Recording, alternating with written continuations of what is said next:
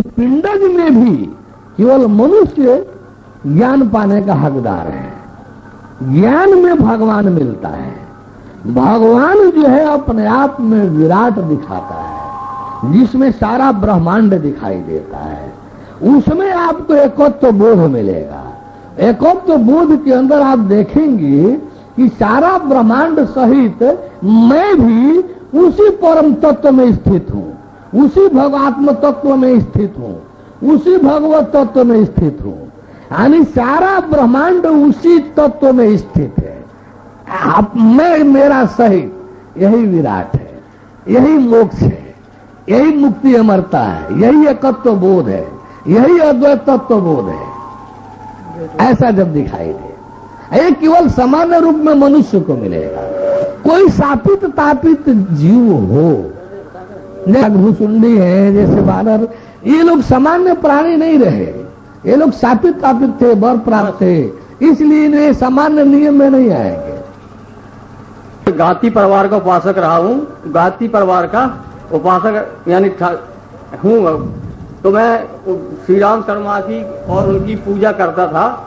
तो उसमें हम देखता था कि सामने कुछ दिखाई दे, एक चित्र दिमाग नहीं होता था हमारा कभी भी, या कहाँ जाए। यानी हम गाती परिवार के प्रज्ञा स्वरूप को देखो तो वो भी नहीं दिखाई दे, न गुरु जी कहीं एकाग्र दिमाग होता ही नहीं।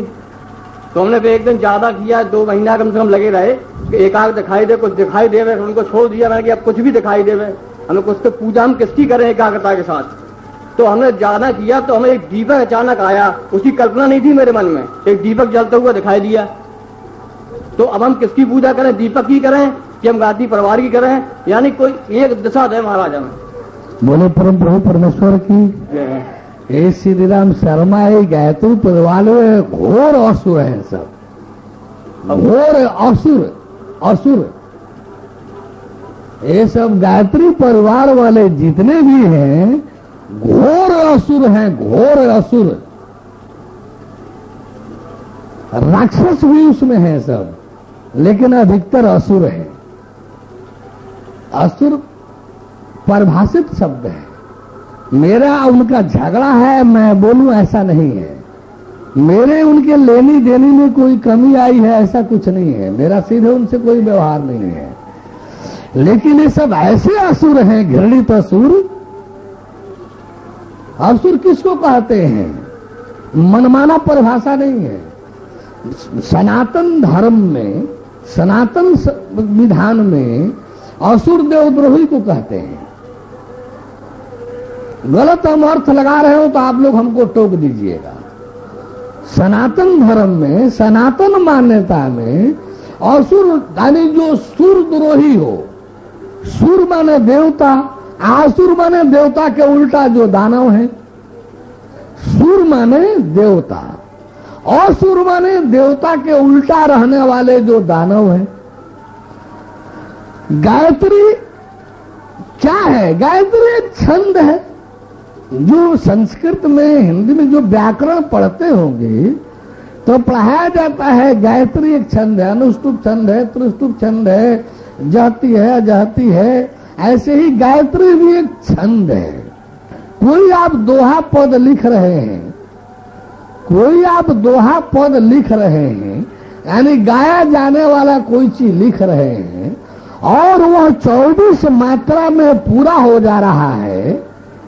कोई पद, कोई दोहा यदि 24 मात्रा में अर्थपूर्ण पूरा हो जाता है तो वो गायत्री छंद है।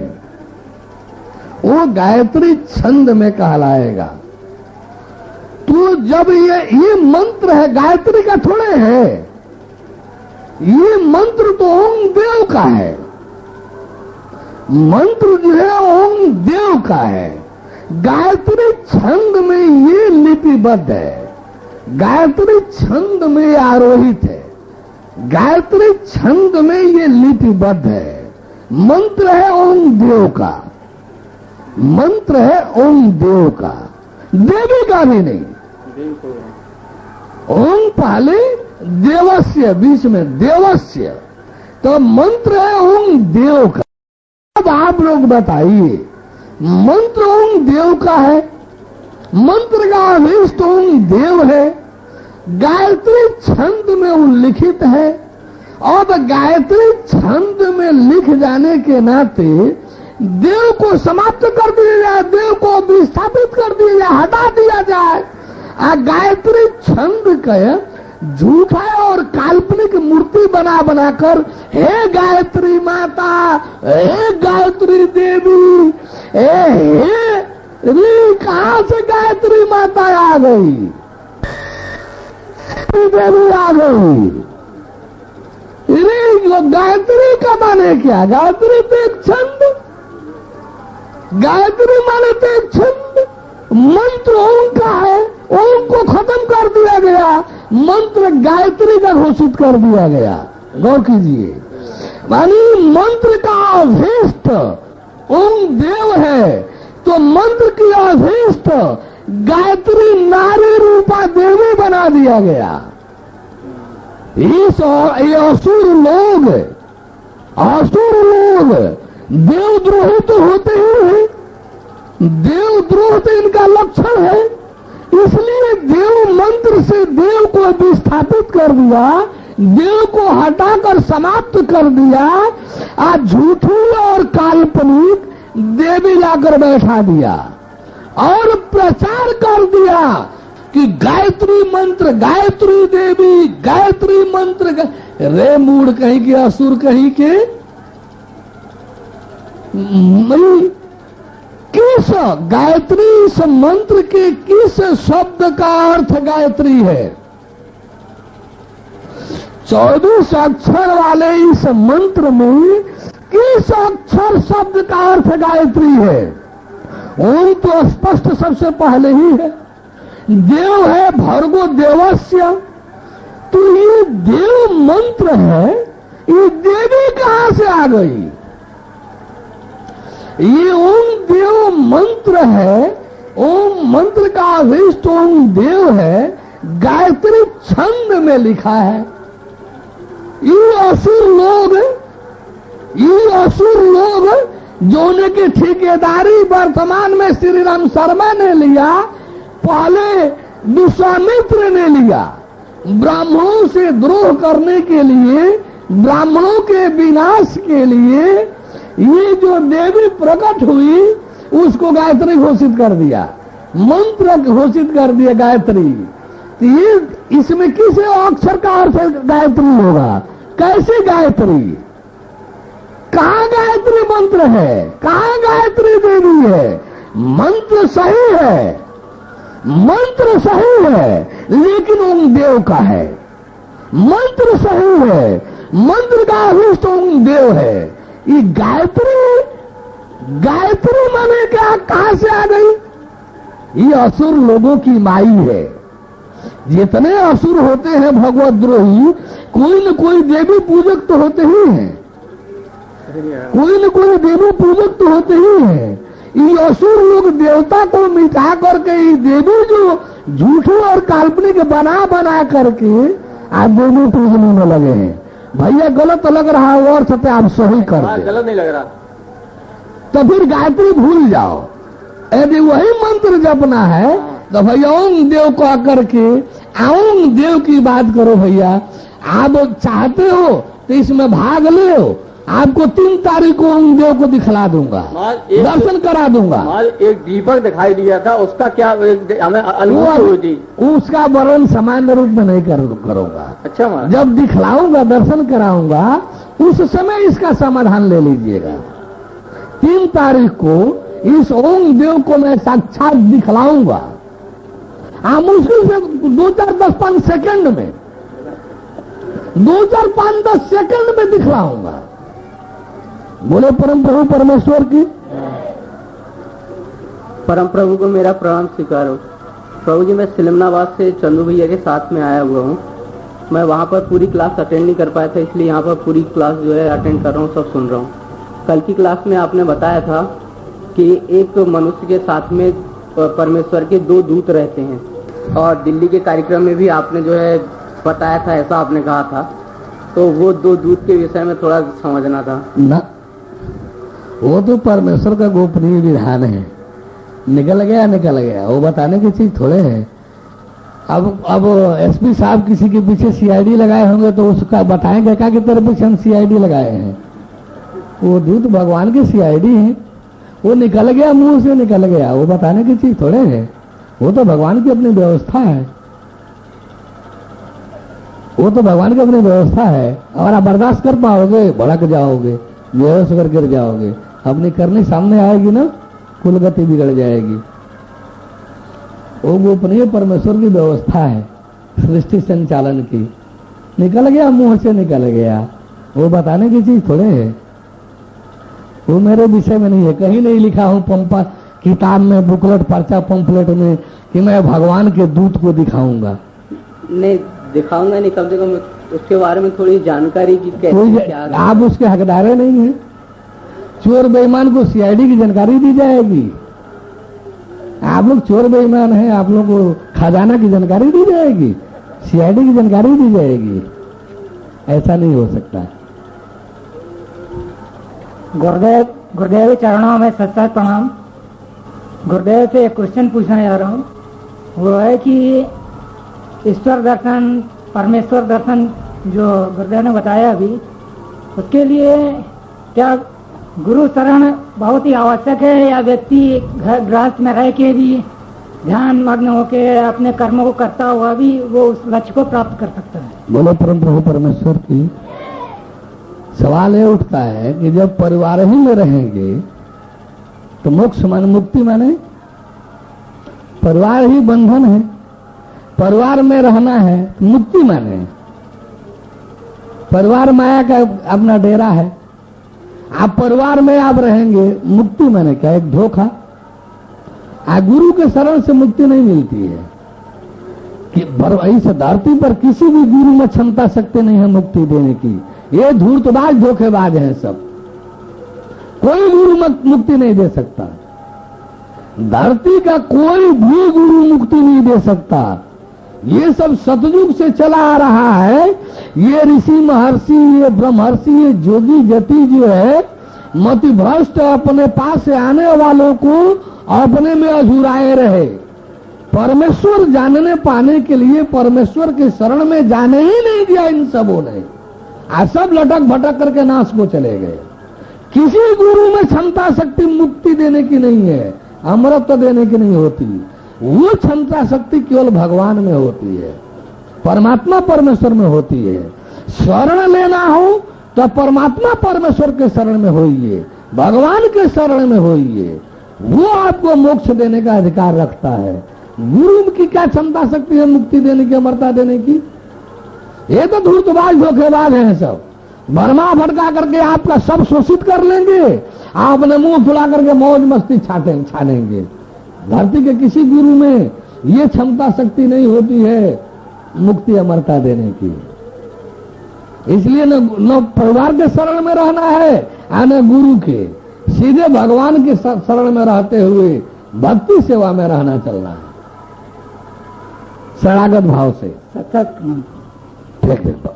व्याख्यान जीव, स्थूल शरीर, सूक्ष्म शरीर, कारण शरीर के विषय में आपने जो बताया वास्तव में अपने आप में बड़ा ही गहन अध्ययन का विषय है, और वो आपकी कृपा होगी और आप जो विशेष कक्षा लेंगे उसमें समझाएंगे तो शायद समझ में आ जाए। किंतु उस स्थूल रूप में जो हम सब यहाँ पर हैं, परिवार का के जिस रूप में परिवार को आपने त्याज्य करने की बात कही है, वह परिवार कब छोड़ा जाए, किस रूप में छोड़ा जाना चाहिए और क्यों छोड़ा जाना चाहिए, क्या परिवार का छोड़े जाने का औचित्य सामाजिक दृष्टि से, नैतिक दृष्टि से।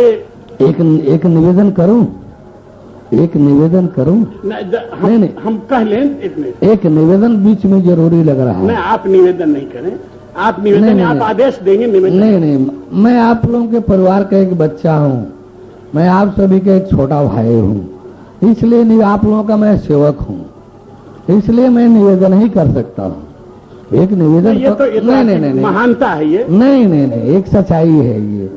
निवेदन मेरा ये है, एक साथ है, आप 2, 4, 5 प्रश्न मत रखिए। हम 5 प्रश्न एक मिनट, एक कहें उसका उत्तर मैं 1 मिनट में 2 मिनट में दे दूंगा, फिर दूसरा कहें उसका उत्तर ले, फिर तीसरा कहें, आप 10 कहें, लेकिन एक एक का उत्तर लेते हुए कहेंगे तो सबके पकड़ में आएगा, सबके समझ में आएगा। इसलिए एक कहकर चुप हो जाए, मैं भी 1-2 मिनट लेकर चुप हो जाऊंगा, फिर आप दूसरा रखेंगे, फिर तीसरा रखेंगे, ऐसे किया जाए तो शायद अच्छा रहेगा। परिवार से हम सब लोगों की उत्पत्ति हुई है, तो बालक के रूप में गर्भावस्था में शिशु नारकीय जीवन भोगते हुए, कष्ट सहते हुए, अपने और मां को कष्ट देते हुए जब बाहर आता है तो किस तरह से माता उसका पालन पोषण करती है और कैसे उसका लालन पालन करके वो बढ़ता है, उसको सिखाती है, जो भी कुछ करती है। तो क्या बड़े होने के बाद, सक्षम होने के बाद, परिवार के द्वारा पालित पोषित होने के बाद वह उसके अंदर जब कुछ कार्य क्षमता आ जाए, चाहे बाह्य स्थिति से, चाहे प्रभु प्रदत्त स्थिति से, चाहे परिवार के द्वारा, तो क्या परिवार को वो बालक त्याज्य करके और परिवार को घोर नारकीय जीवन स्वीकार करके परिवार से अलग हो जाए, अपनी अंतः साधना में अपने अंतः शांति को प्राप्त करने के लिए क्या ये उचित कर्तव्य माना जाएगा? बोलो परम प्रभु परमेश्वर की। ये आपका प्रश्न निसंदेह बहुत ही समय के अनुकूल है। आप जो पारिवारिक वर्णन कर गए, मेरे जो जानकारी में था मैंने वो पारिवारिक वर्णन पहले रखा। अब सवाल है उचित और अनुचित का। परिवार छोड़ना उचित और अनुचित का। परिवार छोड़ने का औचित्य क्या है? परिवार छोड़ना क्या उचित है या अनुचित है? ये आपका प्रश्न है। मैंने जो समझा है महाराज, और अनुचित की बात नहीं, परिवार को एकदम नारकीय और अनुचित समझ करके उसको त्याग दिया जाए, उसे दूर, उससे स्नेह एकदम खत्म कर लिया जाए, क्या यह तर्क संगत अथवा यही हुआ? वही मैं बोल रहा हूं, दो ही तो शब्द होता है। यदि उचित नहीं है तो अनुचित है, उचित है तो उचित है, नहीं है तो अनुचित है। इसलिए दोनों शब्दों का प्रयोग अनिवार्य है। आपने भूल किया, छोड़ दिया, मैं उसको जोड़ करके बोलने लगा। अरे उचित अनुचित दोनों शब्द नहीं बोलेंगे तो गलत हो जाएगा। यदि कोई चीज उचित है तो है, नहीं है तो अनुचित है। इसलिए बोलना दोनों होगा कि उचित है या अनुचित। उचित नहीं होगा तो अनुचित होगा।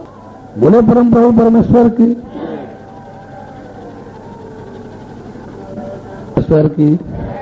परम प्रभु परमेश्वर की।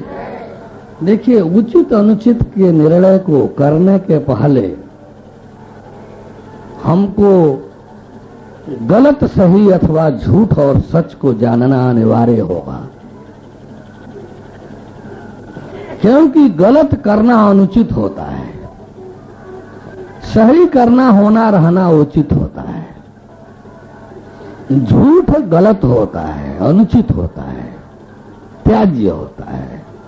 सच जो है, सही जो है, उचित होता है, ग्राह्य होता है, नीति मूलक होता है। ताकि हमको अनुचित उचित निर्णय लेने के पहले गलत सही निर्णय लेना होगा, झूठ सच का निर्णय लेना होगा। कोई भी चीज यदि झूठ के परिभाषा में आता है तो वो गलत है और त्याज्य है। कोई भी चीज यदि सत्य के परिभाषा में आता है तो सही है और ग्राह्य है। अब परिवार का संबंध हमारे सामने आया, हमको उसमें पड़े रहना अनुचित है, उचित है, अथवा हमको उसको छोड़ करके ऊपर उठना अनुचित है उचित है, ये हम लोगों का विषय है। तो सबसे पहले तो हमको अपने आप हमको जानना होगा कि हम शरीर है, कि हम जीव है, कि हम आत्मा ईश्वर ब्रह्म शिव है, कि हम परमात्मा परमेश्वर परम ब्रह्म खुदा गाड भगवान है। क्योंकि 4 भागों में सारा ब्रह्मांड है, स्थूल सूक्ष्म कारण और परम कारण। अब स्थूल में शरीर परिवार संसार आता है, सूक्ष्म में सूक्ष्म प्रेत योनि से लेकर भूत योनि से लेकर के नरक स्वर्ग और देवलोक तक आता है। कारण योनि में कारण शरीर में यानी आत्मा ईश्वर ब्रह्म शिव और ब्रह्मलोक शिवलोक आता है। परम कारण में परमात्मा परमेश्वर खुदा गाड भगवान परम ब्रह्म और परम धाम अमर लोक आता है। ये 4 श्रेणियां बनी हुई हैं पहले से। जब हम शरीर होगा तब पारिवारिक संबंध उचित है। जब हम शरीर होगा तो परिवार का त्यागना अनुचित होगा, उचित नहीं होगा। लेकिन जब हम शरीर हो ही नहीं तो फिर हमारा परिवार कैसा? जब हम शरीर होगा तो परिवार में रहना हमारा कर्तव्य है। परिवार का देख रेख, माता पिता की देख रेख हमारा कर्तव्य है। सवाल ये उठ रहा है कि हम शरीर है कि नहीं। जब जानने देखने को मिले कि हम शरीर तो है ही नहीं, परिवार तो शरीर का है, परिवार तो शरीर का है। आज शरीर एक गाड़ी है, शरीर एक जड़वत पदार्थ है, जड़वत पिंड है। जड़ पिंड का कोई परिवार नहीं होता। शरीर एक जड़वत पिंड है, जड़ पिंड का कोई परिवार नहीं होता। जड़ पिंड का कोई परिवार नहीं। मिट्टी ले ले तो ये किस बंटवारा किया जाए, बंटवारा किया जाए तो धरती एक है, मिट्टी उस धरती की है। परिवार हम लोग सारे धरती के सभी लोगों को एक परिवार देख रहे हैं। क्यों? कि हम देख रहे हैं कि हम शरीर नहीं है। जब शरीर हम नहीं है तो हमारा परिवार कहां? जहां हम होंगे वहां हमारा परिवार होगा। जहां हम होंगे वहां मेरा परिवार होगा। तो शरीर है, संसार से आई है परिवार के माध्यम से। मैं इसे आपका मंजूर कर रहा हूं। शरीर संसार से आई है परिवार के माध्यम से, लेकिन जीव नहीं। जीव आया है परम ब्रह्म से, परमात्मा परमेश्वर से, ब्रह्म शक्ति के माध्यम से, शिव शक्ति के माध्यम से। हम जीव का माता पिता ब्रह्म शक्ति शिव शक्ति है। हमारा ठहराव रहन सहन परमात्मा परमेश्वर परम ब्रह्म है। शरीर आया है संसार के माध्यम, संसार से परिवार के माध्यम से। शरीर मेरे को मिला है साधन के रूप में, हम शरीर को नहीं मिला है। शरीर को परमेश्वर के विधान में माया ने दिया है संसार के जानने देखने समझने इसका लाभ लेने के लिए साधन के रूप में। हम गाड़ी खरीदे, हमने गाड़ी खरीदा मारुति स्टीम। अब मैं गाड़ी में बैठा हूं, अब मैं कहूं कि मैं गाड़ी हूं, अब मैं मारुति परिवार का हूं, मुझे मारुति परिवार में चला जाना चाहिए, ये उचित होगा? मैं मारुति गाड़ी लिया, मारुति गाड़ी में बैठ रहा हूं, चला रहा हूं, मालिक हूं, चालक हूं, मैं गाड़ी में बैठा हूं। देखने वाला को दिखाई दे रहा है कि ये गाड़ी है, स्टीम है। अब गाड़ी वाले पर मैं मारुति के यहाँ जाकर के हरियाणा गुड़गांव में बैठ जाऊं कि मैं इसी परिवार का हूं, ये मेरा परिवार है, ये उचित होगा? गाड़ी मेरी साधन है मेरे लिए, मुझे जब कहीं जाना आना होगा तो ये गाड़ी हमको सहायता करती है, झट से पहुंचा देती है, 2-4 आदमी को साथ लेकर पहुंचा देती है। उसी तरह से शरीर तो हमारी गाड़ी है, शरीर तो हमारी गाड़ी है। गाड़ी हमने जिस कारखाना परिवार से लिया है और मैं जाकर के उस परिवार में बैठ जाऊं कि मैं इसी परिवार का हूं, यह गाड़ी जो मुझे मिली है इसे मैं अपने मंजिल साधन में लगाऊं, क्या उचित होगा? बात ठीक आप बोल रहे हैं महाराज जी, किंतु जब ठीक है, एक मिनट, एक नहीं बीच में काटूंगा। जब ठीक है तो किंतु परंतु लेकिन नहीं, आज जब किंतु परंतु लेकिन है तो ठीक नहीं। किंतु परंतु उचित अनुचित के विषय में नहीं, स्पष्टता के विषय में, हाँ, या उसके बोधगम्यता के विषय में मेरे कहने। हाँ ठीक है, तब बोले। हाँ, बोधगम्यता के लिए इसलिए मैं कह रहा हूं कि बस ठीक है, शरीर मैं हूं तो क्या अपने को शरीर समझ करके अब उसी में रह जाऊं, लेकिन तो अब जहां से ये शरीर जो मिला है, जो जिस माध्यम से प्रभु की कृपा से माता पिता को निमित्त मात्र बना करके परिवार बना, जहां से हमको स्नेह मिला, प्यार मिला, ममत्व मिला, लालन पालन पोषण हुआ, तो क्या उसको बड़े होने पर, समर्थ होने पर, हर दृष्टि से सक्षम होने पर उसे एकदम त्याज्य समझ करके त्याग दे? क्या ये कृतज्ञता ज्ञापित करना होगा, ये उचित होगा जीव के लिए, उस व्यक्ति के लिए, परिवार के प्रति? और अगर नहीं होगा तो उसे किस प्रकार से परिवार से संबंधित रख के अपनी कृतज्ञता को ज्ञापित करना चाहिए और बाकी समाज के लिए कैसे अपने को समर्पित करना चाहिए? बोलो बोलो। परम प्रभु परमेश्वर की सवाल ये है कि मैं किसी भी बूढ़ा बूढ़ी, किसी बूढ़ा को पकड़ लूं, हे माता जी आप मेरी माता जी हैं, किसी औरत को पकड़ लूं, मैं शादीशुदा हूं, मेरे पास पत्नी है, अब अपनी पत्नी का आता पता नहीं किसी और औरत को पकड़ कर कहूंगे हे मेरी पत्नी जी आप मेरी प्राण प्रिया जी हैं, तो वहां जानते हैं उचित अनुचित कोई नहीं पूछेगा, पहले कूट काट करेगा। तो पहले हम कोई नकली गाड़ी वाले माता पिता को जब पूछे तो वो कूट पीट नहीं होगा, नाश नहीं होगा। हमको अपने असली माता पिता को पूछना है कि नकली? हम ड्राइवर हैं, हम गाड़ी वाले कारखाना में जाए या हम अपने जिस परिवार के हैं उसमें जाएं? हमको अपने असली माता पिता को देखना है कि नकली? हम गाड़ी वाले एजेंट के हैं जाएं कि आप मेरा घर हो, आप मेरा परिवार हो, ये मेरी पत्नी है, जैसे पत्नी कहना शुरू करूंगा वही वो कूट पीट शुरू हो जाएगा। हम परिवार में आएंगे, अपनी पत्नी को पत्नी कहेंगे तो खुशहाली होगी, प्यार खिलेगा।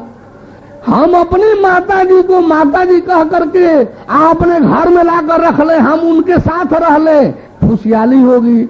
लेकिन दूसरे किसी वृद्ध महिला को घसीट करने चले, चल तुम कहां जा रही है, मेरी माता जी है, मेरे घर में चल, तब भी कूट पीट शुरू हो जाएगा। तो सवाल है कि नकली असली पहचानना है कि नहीं? नकली असली पहचानना है कि नहीं?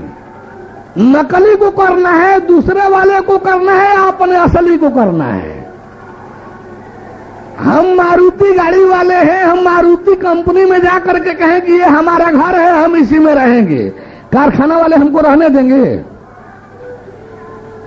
हम अपने असली घर में है, गाड़ी हमारे घर में रहेगी, तो ये गाड़ी हमको मिली, हम ईश्वर परमेश्वर वाले माता पिता के शरण में रहे, गड़िया भी उनके शरण में रहे। ये सिस्टम है कि हम अपने माता पिता असली जो शिव शक्ति है, ब्रह्म शक्ति है, उसको छोड़ दें। आई नकली जो है मरण धर्म आज रहेंगे कि कल नहीं रहेंगे, इनको फंसा कर पकड़े रहे तो नाशे में तो जाएंगे। यमराज खूब कूटे पीटेगा कि रे तू नकली को क्यों पकड़ा, तू असली को क्यों नहीं? जब नकली औरत को औरत बनाकर पकड़ कर रखूंगा तो दरोगा जी खूब कूटे पीटेंगे, नहीं पीटेंगे? तो दरोगा मैंने जमराज, जमराज मैंने दरोगा। अरबी में उर्दू में दरोगा जी जमराज को दरोगे तो कहते हैं। तो दरोगा जी कूटे पीटे भी न छोड़ेंगे का? जब किसी के बेटा को बेटा कह करके गोदी में उठाकर चल दे, इंस्पेक्टर साहब कुटाई पिटाई करने लगे, तू अपहरण करता है। तो वही हाल है, जब तक हम अनजान थे तब तक जो था वही हमारा था। जब हम जान गए कि हम संसार परिवार के नहीं हैं, हम भगवान और शिव शक्ति परिवार के हैं, भगवान और ब्रह्म शक्ति परिवार के हैं, तब अभी हमको भगवान और ब्रह्म शक्ति को छोड़ करके ये विनाशी ये कूटपीट वाले परिवार में जाऊं, यही उचित होगा। परम प्रभु की है ये वाणी, परम प्रभु की है ये वाणी, जल्दी ही सतयुग आएगा, सत्पुरुषों